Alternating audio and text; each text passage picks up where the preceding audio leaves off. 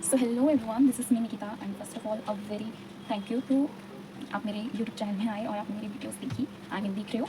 सो ये वीडियो मैं इसलिए बना रही हूँ, इसमें मैं अपने ओपिनियंस शेयर करूँगी और मैं बताऊँगी कि मैं ड्रॉप नीट क्यों लिया मैंने ड्रॉप, और लाइक मैं कैसे चीज़ों को मैनेज करूँगी, मैं किस ट्यूशन से पढ़ूँगी, मैं किस टीचर्स की क्लासेस लूँगी, everything I will share in this video. So let start. तो फर्स्ट ऑफ ऑल कि मैंने नीट का ड्रॉप इसलिए लिया क्योंकि मैंने आफ्टर 12th नीट दिया, तो मेरा मुझे पता था सिलेक्शन नहीं होने वाला क्योंकि मेरी प्रिपरेशन इतनी अच्छी नहीं थी एंड मैंने क्वेश्चन प्रैक्टिस अच्छे से नहीं करा था, तो मुझे पता था सिलेक्शन नहीं होने वाला। बट फिर पेपर लीक हो गया और रीनीट हुआ। रीनीट में तो मेरा और गंदा हाल रहा क्योंकि फिजिक्स के न्यूमेरिकल्स आए थे, वो भी इतने लेंदी और इतने ट्रिकी थे, और केमिस्ट्री में ऑर्गेनिक केमिस्ट्री आई थी मोस्टली। यही दो चीज़ मैंने अच्छे से प्रिप नहीं करी थी, तो मुझे पता था मुझे ड्रॉप लेना है, कोई अदर ऑप्शन है नहीं क्योंकि मुझे नीट करना है। ठीक है, आई मीन मुझे MBBS करना है, दिस इज माई ड्रीम। ठीक है, तो अब मैं कहाँ से पढ़ूँगी, ऑफलाइन या ऑनलाइन, किस बैच से पढ़ूँगी, I will share all the things. ठीक है, फर्स्ट ऑफ ऑल कि मैं ऑफलाइन नहीं ऑनलाइन क्लासेस लूँगी, एंड द रीज़न इज़ कि अगर आप ऑफलाइन क्लासेस लोगे आई मीन ऑफलाइन ट्यूशन जाओगे तो आपका आना जाना बहुत टाइम वेस्ट होगा एंड आप रेडी होगे, आप आप ऐसे कहीं बाहर जाओगे तो गंदी तरह नहीं जा सकते, आपको रेडी होना होता है, तो बहुत टाइम लग जाएगा। और फिर मैं एक इंट्रोवर्ट टाइप की इंसान हूँ, लाइक मेरे पे इतना कॉन्फिडेंस नहीं होता कि मैं भरी क्लास में अपने डाउट पूछ सकूँ, तो फिर वही हाल हो जाएगा कि आप उसी चीज़ में रह जाओगे कि आप डाउट नहीं पूछ पाए, ये नहीं पूछ पाए, फिर इसी चीज़ों की वजह से आपका सिलेक्शन नहीं हो जाएगा। इसलिए मैंने ये चीज़ तो डिसाइड करी कि मैं ऑनलाइन स्टडी करूँगी। अब ऑनलाइन स्टडी में कहाँ से करूँगी वो भी मैंने डिसाइड किया, मैं PW की यकीन 2.0 इन्फिनिटी प्रो बैच से।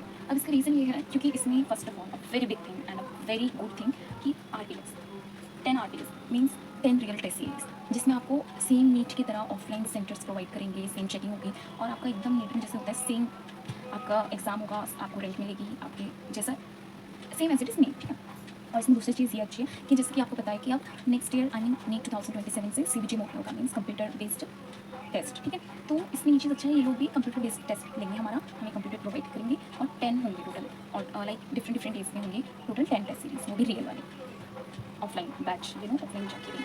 अब बात रही कि दूसरा मैंने बैच चुना क्योंकि इसमें हमें खजाना वाला ऑप्शन मिलता है। खजाना वाला ऑप्शन इन द सेंस कि इसमें आपको रिकॉर्डिंग लेक्चर होता है। जिस बच्चे को लगता है कि वो बैच में ना इनका इन ये लोग अपना ऑलमोस्ट दिसंबर या साथ में अपने सिलेबस को कंप्लीट करेंगे। अब जो इंसान चाहता है कि उसको नवंबर या दिसंबर में अपना सिलेबस एटलीस्ट कंप्लीट कर देना है, तो वो यहाँ पे जाके रिकॉर्डिंग लेक्चर देख सकते हैं। और इसमें सेकंड बेस्ट थिंग ये है कि मान लो आपको केमिस्ट्री की कोई स्पेसिफिक टीचर नहीं पसंद, केमिस्ट्री में मान लो आप फिजिकल केमिस्ट्री किसी से पढ़ रहे हो, आपको ये टीचर नहीं पसंद, तो वहाँ पे इतनी अच्छी अच्छी फैकल्टीज़ हैं, आप इनसे नहीं तो दूसरे टीचर से पढ़ लो, मतलब एक ही सब्जेक्ट के लिए आपके पास अ लॉट ऑफ टीचर्स, तो ये चीज़ इसकी बहुत अच्छी है। एंड थर्ड थिंग इज़ मैं कैसे ऑनलाइन लाइक लाइव लेक्चर्स लूँगी या रिकॉर्डिंग, तो मैंने डिसाइड करा मैं फिजिक्स एंड केमिस्ट्री के लिए मैं रिकॉर्डिंग लेक्चर्स लूँगी एंड बायोलॉजी में जूलॉजी एंड बॉटनी के लिए मैं लाइव लेक्चर्स लूँगी। अब इनका क्लास का शेड्यूल क्या होता है, ठीक है, तो ये क्लासेस होती है मंडे से सैटरडे 6 डेज तक रहती है, तो आपका फिजिक्स एंड केमिस्ट्री तो ये पूरे 6 डेज तक होती है।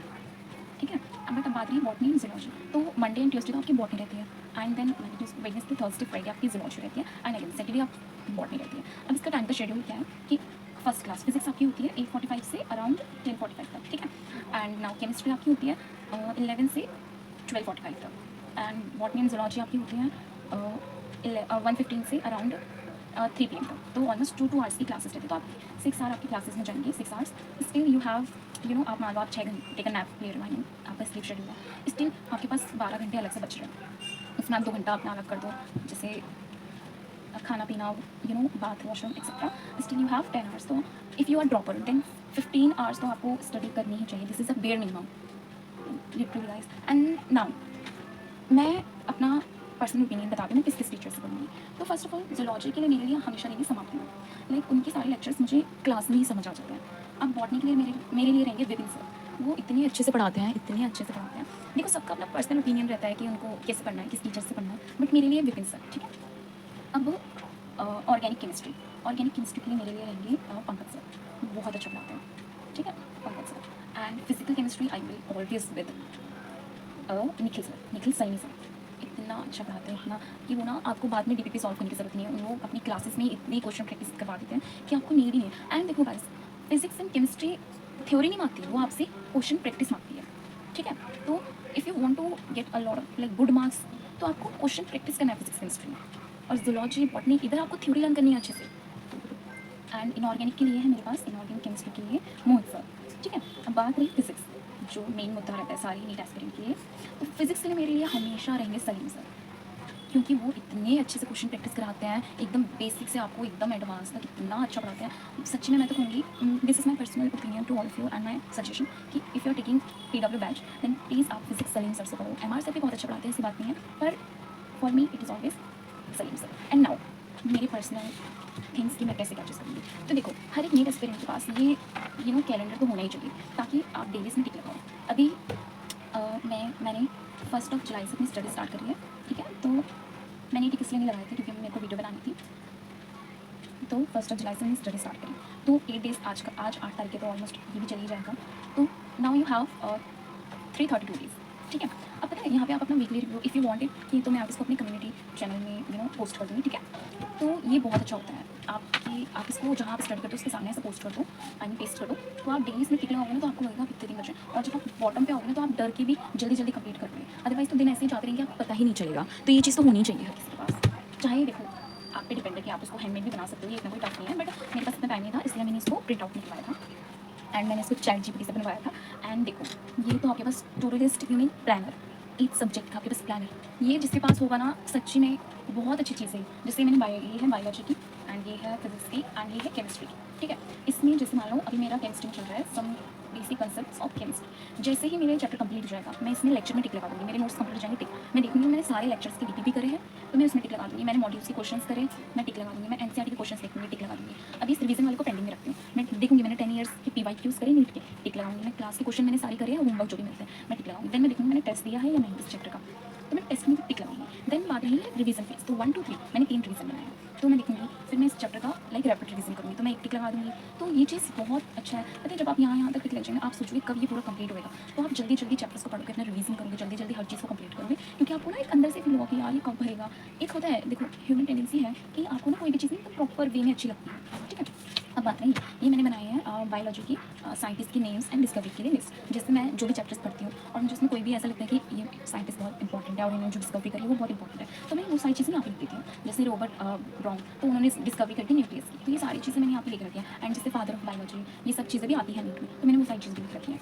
तो नाउ माई सजेशन टू, देखो never watch in video in 2 weeks, क्योंकि ना आप बार बार उसको स्टॉप करते हो और फिर वही बात हो जाती है, जो 2 घंटे का लेक्चर है आप उसको 2x पे देखते हो ना, तो वही स्टॉप करके नोट्स बना के वो उल्टा 3 आवर पहुँच जाता है। तो मैं तो हमेशा यही सजेस्ट करूँगी कि आप कोई भी लेक्चर देख रहे हो, कुछ भी है, चाहे वो 1 घंटे का, चाहे 4 घंटे का, चाहे 2 घंटे का, कभी भी उसको 2x पे देखने की गलती कभी मत करो। एंड द सेकंड थिंग कि आप डेली ना बेशक पेपर में लिखो या किसी भी चीज़ में, आप अपनी टू डू लिस्ट लिखो कि आपको आज क्या करना है। फिर आप जैसे मान लो आज आपने प्लान बनाया कि आपको ये केमिस्ट्री का ये चैप्टर कंप्लीट करना है, बायोलॉजी का ये, फिजिक्स का ये, या फिर उसका कोई स्पेसिफिक पार्ट, तो वो चीज़ें लिखो। तो आप लिखो आपको DPP करनी है ये सब, देन आप उसमें टिक लगाओ ऐसे कि आप रात को देखो कि आपको पता होना चाहिए कि आपने क्या क्या चीज़ें करी हैं। और बेसिकली देखो, 10 घंटा पढ़ना, 15 घंटा पढ़ना, घंटों पढ़ना इंपॉर्टेंट नहीं होता, आप उन घंटों में कैसे उसको यूटिलाइज़ करो। देखो, अब कोई बच्चा है वो कह रहा है कि वो 10 घंटे पढ़ता है और कोई कह रहा है कि वो बस 15 घंटे पढ़ता है, ठीक है। अब जो 10 घंटा पढ़ता है वो बच्चा मान लो कि एक भी घंटा वेस्ट, मतलब 1 भी मिनट वेस्ट नहीं करता, उसको यूटिलाइज़ करता है, क्वेश्चन प्रैक्टिस करता है जैसे। अब जो 15 घंटे वाला बच्चा है वो एक ही क्वेश्चन को पूरे 1 घंटे तक उसमें लगा रहता है, 2 घंटे तक लगा रहता है, और वो कह रहा है कि वो 15 घंटे पढ़ता है। तो इधर आवर्स मैटर नहीं करते, इधर आप उसको कैसे पढ़ रहे हो, कितना इफेक्टिव वे में पढ़ रहे हो आप, वो मैटर करता है, ठीक है। तो बट मेरा कहना ये है कि if you are NEET dropper, तो आपको एटलीस्ट 12 से 15 घंटा पढ़ना चाहिए।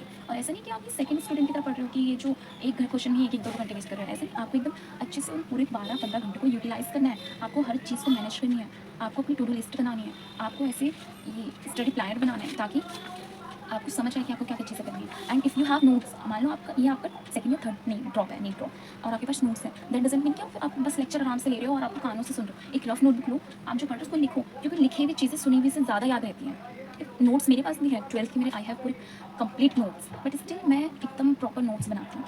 सो गाइस, यही था, मेरे कुछ एक्सप्लेन करना था कि मैं अपनी नीट की जर्नी कैसे क्या चीज़ करूँगी।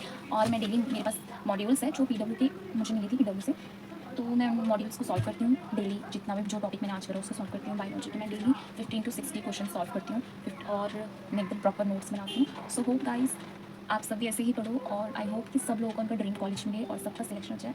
सो bye bye guys, love you, welcome and thank you, and please like, subscribe and comment on my YouTube channel. Bye.